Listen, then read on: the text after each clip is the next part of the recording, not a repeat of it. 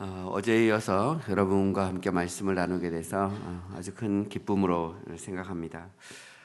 저는 이제 어제부터 믿음에 대해서 여러분과 함께 말씀을 나누고 있습니다.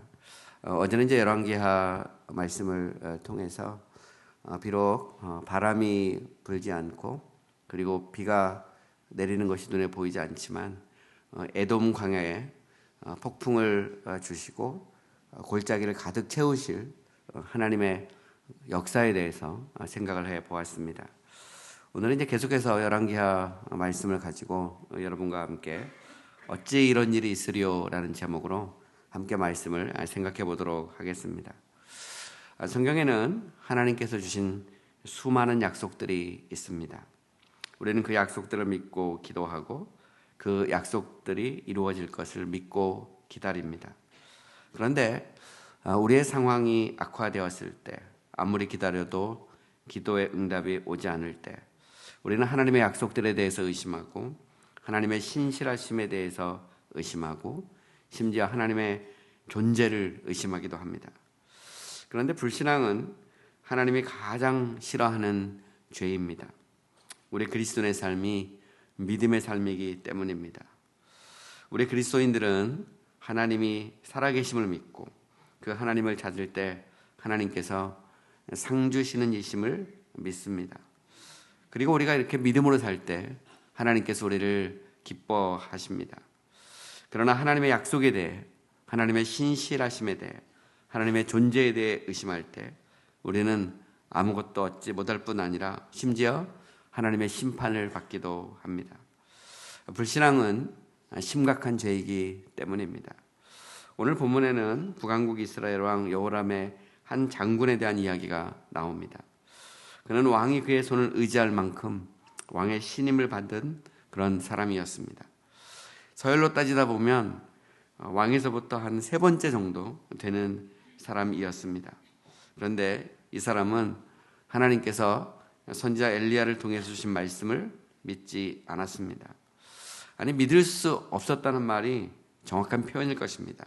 그 결과 그는 하나님의 말씀이 이루어지는 것을 눈으로는 봤지만 그 사건에 동참하지는 못할 것이라고 저주를 받았습니다. 자, 그렇다면 이 장관은 어떤 이유로 하나님의 말씀을 믿지 못했을까요? 그리고 그것은 얼마나 심각한 죄였을까요? 그리고 그 결과는 무엇이었을까요? 저는 이 시간에 이 세 가지에 대해서 생각을 해 보고자 합니다. 오늘 본문의 배경을 알려면 우리는 열왕기하 6장 24절부터 보아야 합니다. 열왕기하 6장 24절 이하를 보면 아람 왕 베나닷이 대군을 이끌고 북왕국 이스라엘에 쳐들어왔습니다. 그는 이스라엘을 쳐들어와서 이스라엘의 수도 사마리아 성을 에워쌌습니다. 그리고 성 밖으로 한 사람도 나오지 못하게 했습니다. 고대 전투에서 성을 에워싸고 성에 들어가는 물이나 먹을 것을 차단한 상태에서 항복할 때까지 기다리는 것은 흔히 사용되는 전술이었습니다. 물론 아무리 적이 성을 에워싸고 있다 하더라도 먹을 것과 마실 것이 풍성하면 성 안에 들어가서 1년도 버틸 수 있을 것입니다. 하지만 당시 사마리아는 오랜 기근으로 인해서 먹을 것과 마실 것이 부족했습니다. 더욱이 잦은 전쟁으로 인해서 물자를 제대로 준비해 놓지 못했습니다. 이 사실을 알고 있던 베나닷이 자기들은 먹을 것과 마실 것을 충분히 준비한 상태에서 사마리아 성 전체를 에워싼 것입니다. 그리고 베나닷의 계획대로 사마리아 성은 점점 먹을 것과 마실 물이 떨어져서 항복하지 않으면 모두 몰살당할 위험에 처해 있었습니다. 당시 상황이 얼마나 극심했는지 계속되는 내용은 아주 구체적으로 묘사를 하고 있습니다. 먹을 것이 없었기 때문에 나귀머리 하나가 은 80세겔이었습니다. 은 80세겔은 대략 노동자가 한 달 정도 일을 해야 하는 정도의 돈이었습니다. 당시 짐승의 머리가 여러 종류가 있을 텐데 나귀머리를 예를 든 것은 고기 중에 나귀머리가 가장 쌌기 때문입니다. 나귀는 성경적으로 보면 부정한 짐승이죠. 그리고 유대인들은 나귀를 먹는 것을 꺼려 했습니다. 그러므로 나귀 머리는 거의 헐값으로 팔렸습니다. 그런데 굶주림이 너무 심각해져서 나귀머리 하나에 은 80세겔, 곧 한 달 월급을 다 털어놔야 할 정도였습니다. 또한 비둘기똥 4분의 1갑에 은 5세겔이 나갔습니다. 은 5세겔이면 대략 하루 정도 일당 조금 넘은 액수라고 생각하시면 됩니다. 여기서 비둘기똥으로 번역된 것은 이게 이제 정말 비둘기똥인지에 대해서 논란의 여지가 있습니다. 어떤 학자들은 사람이 이제 너무 극심한 상황이 되면 비둘기똥도 식량이 되는데 그 가격이 은 5세겔이라고 해석을 했습니다. 또 다른 학자들은 여기서 말하는 비둘기똥은 똥이 아니고 비둘기똥이 아니라 그냥 콩껍질을 의미하고 콩껍질 하나를 사는데 하루 품삯을 다 써도 사기 어렵다 이렇게 해석을 했습니다. 어쨌든 이것은 당시 사마리아가 베나사데 포위 전략으로 얼마나 상황이 심각했는지를 잘 보여줍니다. 당시 사마리아는 극심한 물자의 고갈로 먹을 것과 그리고 마실 것이 정말 가격으로 따지면 천정부지로 폭등을 했습니다. 그런데 이것보다 더 심각한 상황이 성경에는 기록이 되어 있습니다. 당시 성 안에 사람들이 너무나 배가 고프다 보니까 심지어 부모가 자녀를 잡아먹는 일까지 일어났습니다. 이스라엘 왕 여호람은 성 위로 지나갈 때 한 여인이 이렇게 말합니다. 나의 주 왕이여 도와주소서 이렇게 하소연을 했습니다. 이런 극심한 상황에서 백성은 아무리 악한 왕이라고 하더라도 그를 의지하게 되어 있습니다. 하지만 여호람은 그녀를 도울 수가 없었습니다. 그래서 그는 그녀에게 이렇게 말합니다. 여호와께서 너를 돕지 아니하시면 내가 무엇으로 너를 도우랴? 타작마당으로 말미암아 하겠느냐? 포도주 틀로 말미암아 하겠느냐? 이렇게 대답을 했습니다.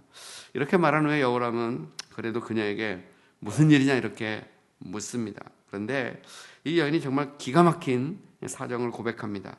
한 여인과 자신이 서로 아이를 삶아먹기로 하고 먼저 자기 아이를 삶아먹었는데 자기 차례가 되니까 아이를 내놓지 않고 숨겼다는 것입니다. 그러니 왕이 이 문제를 해결해 달라는 거예요.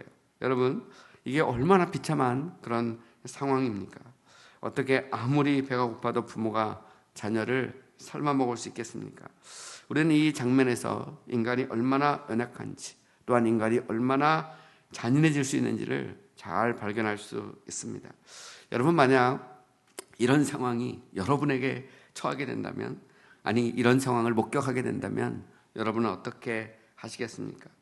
이런 처참한 상황에 직면한 여호람의 심정은 어떠했을까요? 여호람은 자기 옷을 찢고 굵은 베옷을 입었습니다. 옷을 찢고 굵은 베옷을 입는다는 것은 여호람이 하나님 앞에 회개하는 자세를 취했다는 것을 의미합니다. 하지만 여호람은 이런 참담한 상황 속에서도 아직 하나님께 진정으로 회개하지 않았습니다. 그는 이렇게 말하죠. 사밧의 아들 엘리사의 머리가 오늘 그 몸에 붙어 있으면 하나님이 내게 벌 위에 벌을 내리실지로다 이렇게 말을 합니다. 여호람은 지금 자신의 죄를 엘리사에게 돌리고 있습니다. 사실 지금 이스라엘에게 일어난 처참한 광경은 이스라엘 백성이 왕을 비롯해서 하나님을 떠났기 때문입니다. 그들은 서로 속이고 서로 싸웠으며 우상을 숭배했습니다. 그 결과 하나님께서 약속하신 대로 그들을 심판하신 것입니다. 하지만 여호람과 이스라엘 백성은 하나님께 돌아오지 않았어요. 여호람은 왕으로서 도저히 볼 수 없는 처참한 광경을 목격하고 옷을 찢고 굵은 베옷을 입었지만 아직 그의 마음을 찢지는 않았습니다. 그런데 이런 상황 속에서도 하나님께서 이스라엘 백성들을 불쌍히 여기셨습니다. 하나님은 자신의 진노를 거두시고 그들에게 자비를 베풀기로 하셨습니다. 우리는 이제 이 장면에서 하나님이 사랑이 많으시고 노하기를 더디하시고 자비를 베푸시는 하나님이신 것을 알 수 있어요. 여러분, 하나님은 심판의 하나님이시지만 사랑의 하나님이시고 용서의 하나님이십니다. 그래서 하나님은 이런 상황 속에서 엘리사를 통해서 하나님의 구원과 회복의 소식을 전하게 하십니다. 이 소식이 바로 오늘 우리가 아침에 읽은 열왕기하 7장 1절과 2절에 나오는 내용입니다. 1절 보시면 이렇게 말하죠. 엘리사가 이르되 여호와의 말씀을 들을지어다. 여호와께서 이르시되 내일 이맘때에 사마리아 성문에서 고운 밀가루 한 서알을 한 세겔로 매매하고 보리 두 서알을 한 세겔로 매매하리라 하셨느니라. 우리는 여기에서 여호와의 말씀을 들을지어다라는 표현을 주목해야 됩니다. 여러분, 하나님은 이 처참한 상황 속에서 이스라엘 백성을 외면하지 않으셨습니다. 하나님은 그들에게 구원의 소식을 말씀하셨어요. 우리는 여기에서 하나님이 말씀하시는 하나님이라는 것을 알 수 있습니다. 여러분, 하나님은 우리를 만드시고 그냥 내버려 두시는 하나님이 아니십니다. 하나님은 구체적으로 말씀하시는 하나님이십니다. 물론 오늘날 우리는 하나님의 말씀을 직접 듣지는 않습니다. 우리는 성경을 통해서 하나님의 말씀을 듣습니다. 하지만 성경이 기록되기 전에 하나님께서는 때때로 직접 말씀하셨습니다.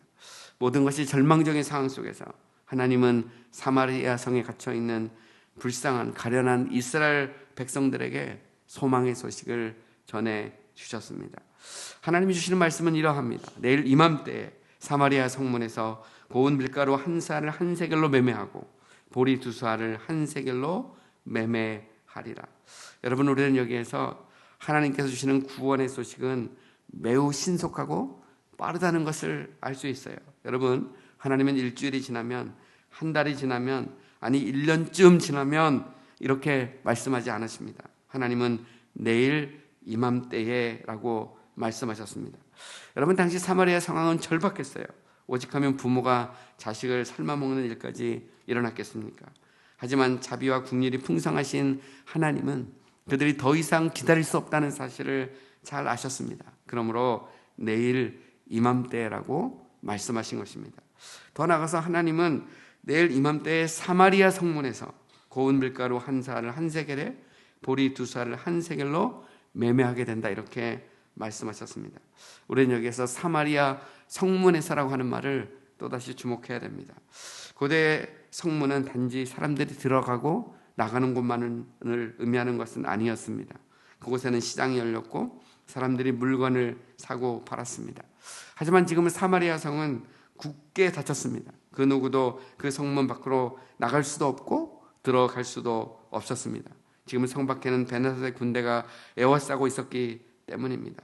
그런데 내일 이맘때가 되면 그 성문이 열리고 그 성문에서 시장이 열린다는 것입니다. 이것은 전쟁이 끝나고 모든 것이 정상으로 돌아간다는 그런 의미입니다. 또한 하나님께서는 이제 성이 열리고 고운 가루 한 쌀을 한 세겔로 매매하고 보리 두 쌀을 한 세겔로 매매할 것이라고 말씀하셨습니다. 여러분, 여기서 스아라고 하는 것은, 스아는 보통 양동이 하나를 생각하면 됩니다. 아니면 큰 양푼 정도를 생각하시면 됩니다. 여러분, 고운 가루는 빵을 만들어 먹는 상품, 그런 밀가루를 의미했습니다. 비록 가격은 좀 쌀고 거칠지만 보리도 이스라엘 사람들에게는 중요한 그런 주식이었습니다. 그런데 여러분, 고운 가루 한 스아가 한 세겔로, 그리고 또한 보리는 이 두 스아의 한 세겔로 매매가 된다는 것입니다. 여러분, 보통 한 세겔 그러면 당시 노동자의 품삯이 한 세겔 정도 됩니다. 하루 품삯이 한 세겔 정도 되니까 그리 싸지도 않고 비싸지도 않은 그런 가격입니다. 고운 가루 한 스아의 한 세겔, 그리고 보리 두 스아의 한 세겔로 매매가 된다는 것은 정상적인 상거래가 이루어진다는 뜻입니다. 하지만 여러분, 이런 하나님의 선포는 정말 받아들이기 어려운 일이었습니다. 한 주도, 한 달 뒤도, 몇 달 뒤도, 아니 한 1년 뒤도 아니고 내일 이맘때에 이런 일이 일어난다는 것입니다. 여러분, 지금 상황은 어떻습니까? 지금 상황은 사마리아 성이 굳게 닫혀 있습니다. 밖에는 베나사의 군대가 에워싸고 있고, 그리고 먹을 것이 없어서 지금 자녀를 삶아 먹는 정말 그런 비참한 상황이었습니다. 그런데 내일 이맘때가 되면 모든 것이 정상적으로 돌아온다는 것을 과연 인간의 상식으로 혹은 이성적으로, 논리적으로 받아들일 수 있겠습니까? 아마 여러분들이 이런 소식을 들었다면 어떻게 반응하시겠습니까? 뭐라고? 이것은 도저히 받아들일 수 없는 것이다. 거짓말을 해도 유분수지. 어떻게 이런 일이 일어날 수 있어? 이렇게 반응할 수도 있을 것입니다. 오늘 이제 본문 2절에 보면 엘리사의 이 놀라운, 하지만 참 도저히 믿을 수 없는 이 소식에 대해서 왕의 한 장군이 반응을 했습니다. 그는 왕이 손을 의탁할 만큼 왕의 측근 중에 측근이었고 또한 신분적으로 매우 높은 사람이었습니다. 그리고 그는 당시 이스라엘의 브레인 중에 하나였을 것입니다. 그런데 그가 엘리사의 이런 선언을 들었을 때 그는 부정적으로 반응을 했습니다. 그것은 당연한 거예요. 당시 상황으로 보면 그의 반응은 지극히 합리적이고 이성적이고 상식적인 것이었습니다.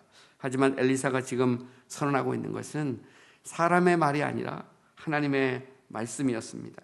여러분, 믿음이라는 것은 무엇일까요? 믿음이라는 것은 우리의 이성과 우리의 상식을 때로는 뛰어넘는 것입니다. 믿음이라는 것은 눈에 보이는 것 그대로를 받아들이는 것이 아니라 보이지 않는 것 그 너머에서 일하시는 하나님의 역사를 바라보고 믿는 것입니다. 그래서 제가 어제도 이야기했듯이 히브리서 11장 1절 말씀, 믿음은 바라는 것들의 실상이요 보이지 않는 것들의 증거니, 이 절에 보면 선진들이 이로써 증거를 얻었다고 성경은 선언하고 있습니다. 여러분, 믿음은 보이지 않지만 하나님께서 약속하셨기 때문에, 하나님께서 말씀하셨기 때문에 일어날 줄 믿는 것이 믿음인 줄 믿습니다. 여러분, 이제 이런 엘리사의 선언에 대해서 그는 이렇게 반응합니다. 여호와께서 하늘에 창을 내신들 어찌 이런 일이 있으리요. 지금 이 군대의 장관의 눈으로 볼 때 엘리사의 선언은 황당무계한 것이었습니다. 지금 나귀머리 하나, 비둘기똥도 제대로 구하지 못해서 자식을 잡아먹는 판인데, 그것도 내일 이맘때 사마리아의 성이 열리고 고운 밀가루 한 살을 한 세겔로, 보리 두 수알을 한 세겔로 매매한다고? 그것도 내일 이맘때에 한 달도 몇 달도 1년도 아니고 내일 이맘때에? 말도 안 되는 소리 하지 마라. 올해는 전쟁으로 농사도 못 지었고 지금 다 굶어 죽게 생겼는데 사마리아의 성이 열리고 시장이 열린다고? 지금 성 밖에 있는 베나삿의 대군들이 에워싸고 있는데 성문이 열리고 그곳에 시장이 열린다고? 고운 가루 한 살을 한 세겔로, 보리 두 수알을 한 세겔로 매매가 이루어진다고? 좀 말이 되는 소리 좀 해라. 지금 눈을 씻고 사마리아 성 구석구석을 다 돌아다녀 봐라. 고운 밀가루가 어디에 있고 보리가 어디에 있느냐. 오직하면 당나귀 머리를 먹고 비둘기 똥을 먹고 그것도 부족해서 자기 자식을 잡아먹겠느냐.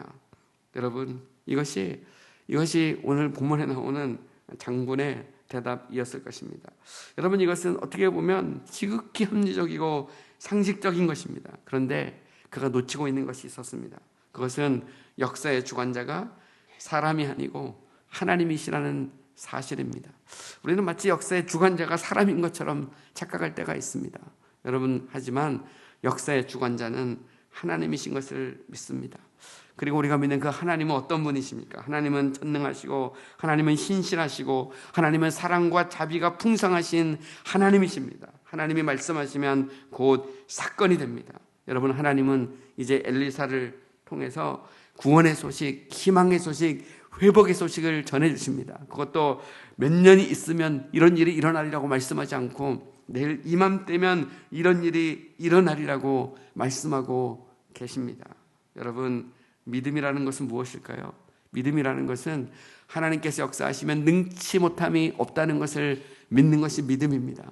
지금은 상황이 아무리 힘들고 아무리 참 우리가 생각할 때도 나의 상식과 이성과 혹은 아니면 나의 판단으로 아무리 생각해 볼 때도 도저히 바뀔 수 없을 것 같지만 하나님을 붙잡고 기도할 때, 하나님의 약속을 붙잡을 때, 하나님을 신뢰할 때 얼마든지 우리의 상황이 내일 이맘때면 바뀔 수 있다는 것을 믿는 것이 믿음인 줄 믿습니다.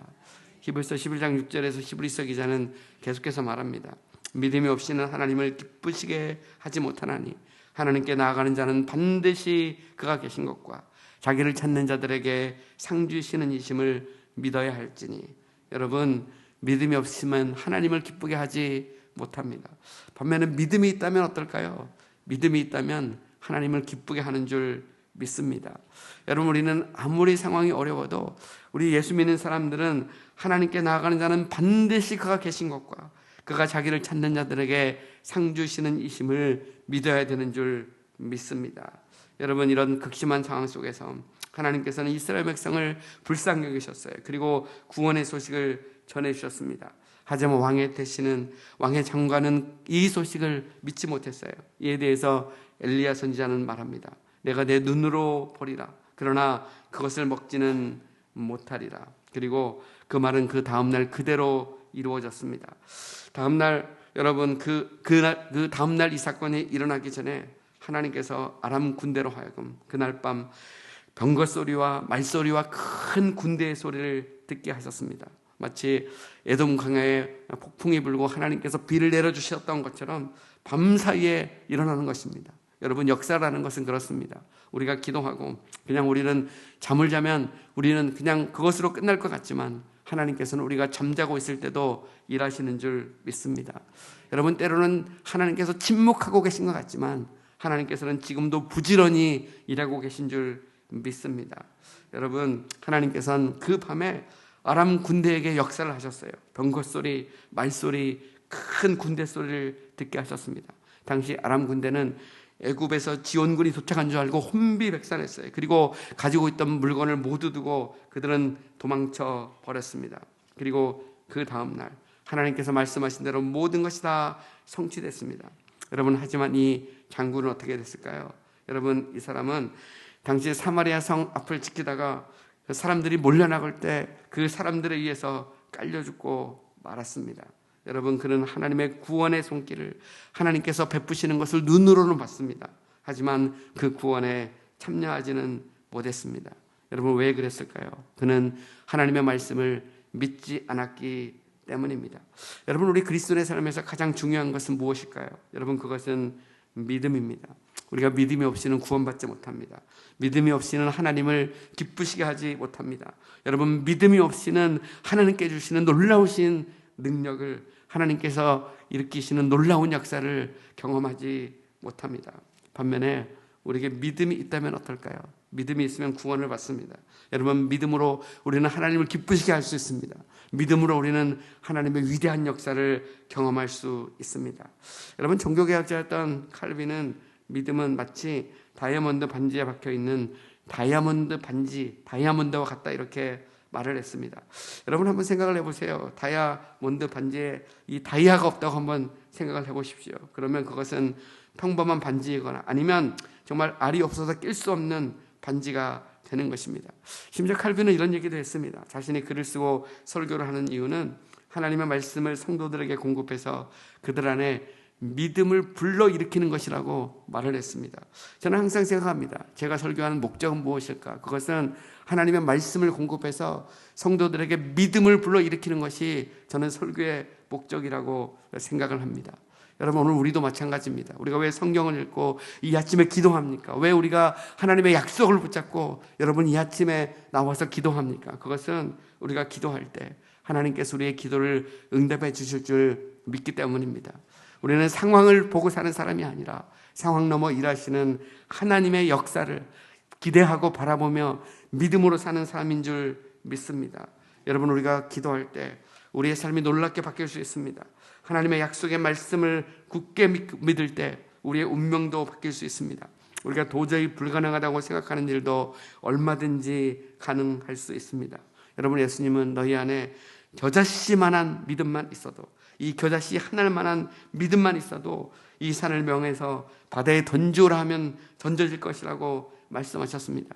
여러분, 예수님은 풍랑을 만나 두려워 떨던 제자들을 향해 믿음이 부족한 자들아 왜 의심하느냐고 책망하셨습니다. 여러분, 예수님은 구하라 그리하면 주실 것이요, 찾으라 그러면 찾을 것이요, 두드리라 그리하면 열릴 것이라고 말씀하셨습니다. 여러분, 오늘 하나님께서는 우리에게 말씀하셨어요. 성경을 통해서 수많은 약속의 말씀을 주셨습니다. 오늘 이 아침 우리가 그 약속의 말씀을 믿고 기도할 때 하나님께서 우리의 기도를 응답해 주실 줄 믿습니다. 여러분, 왕의 장군은 구원의 소식은 들었어요. 하지만 그 구원의 소식을 믿지 못했습니다. 그 결과 그는 비록 하나님께서 구원의 역사를 베푸시는 것은 눈으로 보았지만 그 구원의 역사를 동참하지는 못했습니다. 여러분은 어떤 인생을 사시겠습니까? 저는 이 아침 여러분들이 다시 한번 하나님을 붙잡기를 원합니다. 다시 한번 하나님의 약속의 말씀을 붙잡고 기도했으면 좋겠어요. 하나님, 내가 당신을 믿습니다. 내가 너무 이성적으로, 합리적으로, 상식적으로만 판단한 것은 아닙니까? 그 넘어서 일하시는 하나님의 전능하심을, 하나님의 선하심을, 하나님의 신실하심을 믿습니다. 이렇게 고백하는 이 아침이 됐으면 좋겠습니다. 우리 다 같이 기도하겠습니다. 오늘 말씀을 기억하면서 우리 합심해서 기도했으면 좋겠어요. 하나님, 나의 믿음 없음을 불쌍히 여겨 주시옵소서. 하나님의 선하심을, 하나님의 전능하심을, 하나님의 신실하심을 믿습니다. 주여 이 시간 나와 함께 하여 주시옵소서. 믿는 자에게는 능치 못함이 없다고 말씀하신 것처럼 하나님 내 삶에 간섭하시고 내 상황을 바꾸어 주시고 하나님 역사하여 주시옵소서라고 이 시간 우리 다 같이 한 목소리로 기도하겠습니다.